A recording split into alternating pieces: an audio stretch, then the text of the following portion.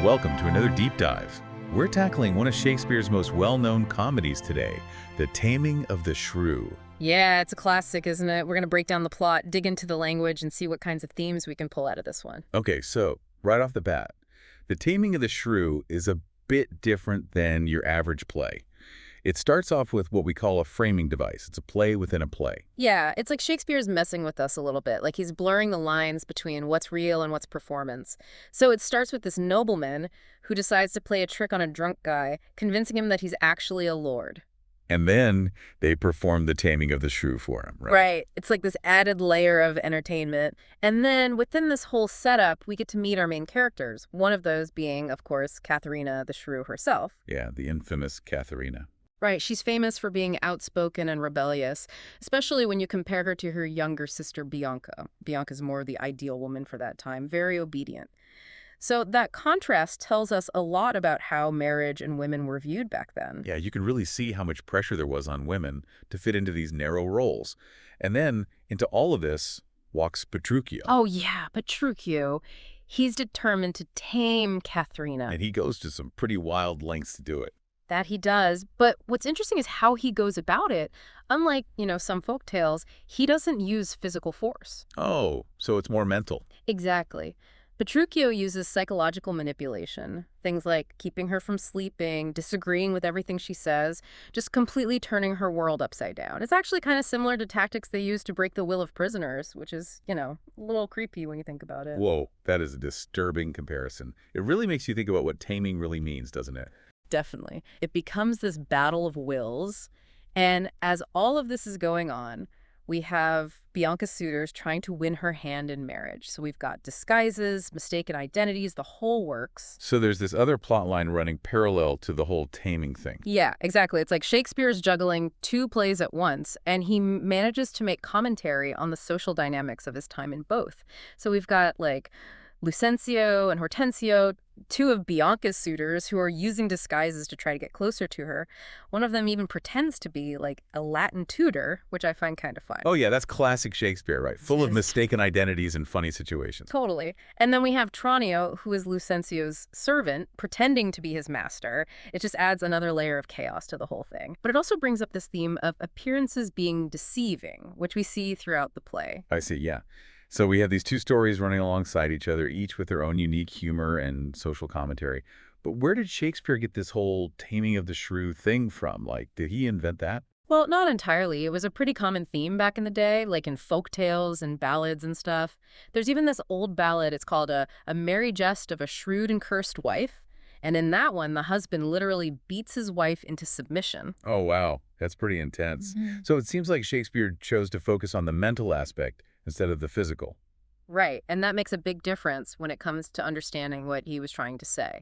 It's less about brute force and more about the power of language and the struggle for control. So he's saying that words can be just as powerful as actions, maybe even more so. Yeah, exactly. And this idea brings us to one of the most debated parts of the play, the way it portrays female submissiveness. Right, in the end, Katherina basically gives this speech about obeying your husband. It's sparked a ton of debate over the years, hasn't it? Oh, yeah, for sure. Some people say it's misogynistic, saying that women should be subservient to men. Others think it's more like satire, where Shakespeare is actually making fun of those kinds of ideas. Wow. It's amazing how a play written so long ago can still cause so much discussion. Yeah. It really shows Shakespeare's genius, how he could write stuff that has so many different interpretations. Absolutely. And all these different interpretations are what makes the taming of the shrew so interesting to study. Yeah, it's like a literary Rorschach test. Yeah. It tells us as much about the reader or viewer as it does about the play itself. Exactly. So speaking of interpretations, let's take a look at some of the ways that scholars have viewed Katherina's final speech. I mean, it's really at the heart of the debate about what the play actually means. Okay, I'm all ears. Is she really broken by the end? Yeah. Or is there something else going on? Let's break it down. Welcome back to our deep dive on the taming of the shrew. We left off talking about all the different ways people interpret Katherina's final speech. But before we get into that, I think it's worth looking at how Shakespeare uses language in this play. Yeah, the language is definitely a big part of what makes this play so interesting. Right, and it's not just about, pretty words and metaphors. It's about how language is used to exert power, to control, and to create humor and tension. You see that a lot in the way Katherina and Petruchio interact, right? Absolutely. I mean, from the very beginning, Katherina is labeled a shrew, basically, just because she speaks her mind and doesn't back down from the men around her. Yeah, like when she tells off Hortensio and Gremio in that first scene. Exactly. And Hortensio's reaction is so telling. He's like, "From all such devils, good Lord, deliver us." It's almost as if her words are seen as a direct threat to male authority. So it's not just about her being rude, it's about her challenging the whole social order. Right, and she refuses to be silenced or to just accept the limited roles that society has assigned to women. Her words are like her weapon, a way to fight back. And then we have Petruchio, who also seems to understand the power of language, but he uses it in a very different way. Definitely. He doesn't really engage with her on an intellectual level. Instead, he uses language to manipulate and control her. Like, he twists her words, contradicts everything she says. It's almost like he's trying to make her doubt her own sanity. It's kind of like gaslighting, isn't it? Yeah, exactly. He's creating this world where her words don't have any real meaning anymore. And it's not just about twisting her words. He also uses language to kind of objectify her, Yeah. right? Like he reduces her to possessions or even animals. Oh, yeah, for sure. I mean, remember that line where he calls her my goods, my chattels, she's my house, my horse, my ox, my ass, my anything? Like, it's so dehumanizing. Yeah, it's brutal. Yeah. He's basically saying that she has no value as a person, that she's just a thing that belongs to him. Right.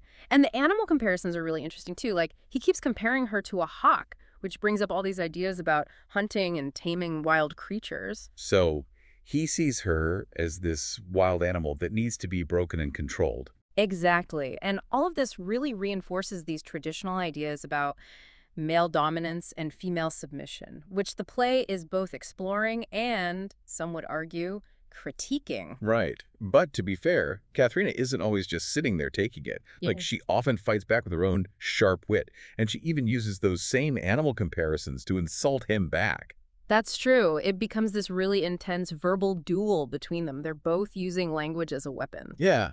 And sometimes it's playful, but other times it feels a lot darker. Yeah, for sure. But that constant back and forth, that struggle for control, is part of what makes this play so intellectually engaging. It's like watching a master class in rhetoric and persuasion. Right. Totally. And Shakespeare is showing us that language is never neutral. Like, there are always power dynamics at play, and words can be used to shape the way we see ourselves and the world around us. And the really brilliant thing is that he doesn't give us any easy answers. Like, he leaves it up to us to decide how to interpret the characters and their use of language. Exactly. And that ambiguity is one of the reasons why The Taming of the Shrew is still so relevant today. It forces us to confront these uncomfortable truths about gender roles and societal expectations. And it makes us think about the subtle ways in which language can be used to either reinforce or challenge those norms. Absolutely. So as we continue our deep dive, let's keep in mind that we're dealing with a play that's operating on multiple levels, a play that's both funny and thought-provoking. It's a play that makes us laugh, makes us cringe, and ultimately makes us think critically about the world we live in. Totally. So now let's circle back to that controversial final speech. I think it's time to dive into the different ways people have interpreted it over the years. Okay, let's do it. We need to figure out what's going on with Katherina and her sudden change of heart. And we're back. It's time to wrap up our deep dive into The Taming of the Shrew. We've covered a lot of ground: the plot, the themes, the language, and that really fascinating power dynamic between Katherina and Petruchio.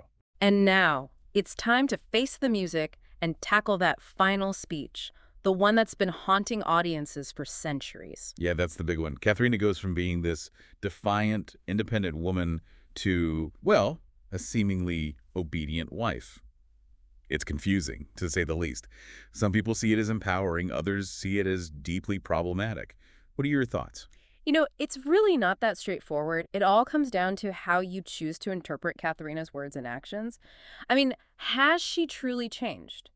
Or Is she putting on a show? Is this her way of surviving in a world where men hold all the cards? That's what's so great about this play. It forces us to ask those questions. It doesn't give us easy answers. Exactly. So let's start with the simplest interpretation. Some people say that we should just take Katherina's final speech at face value. Like, she means what she says, and she's genuinely been tamed by Petruchio. But that seems kind of hard to swallow, right? I mean, considering how strong-willed she was at the beginning, it's tough to imagine her just giving up like that. Yeah, I get that. And that's why a lot of modern critics reject that interpretation.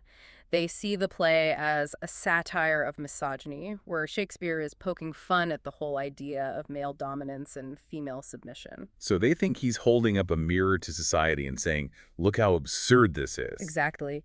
They point to the over-the-top characters, the exaggerated situations, and all the humor as evidence that Shakespeare wasn't actually endorsing those ideas. I see. So it's more like he's critiquing those social norms. Exactly.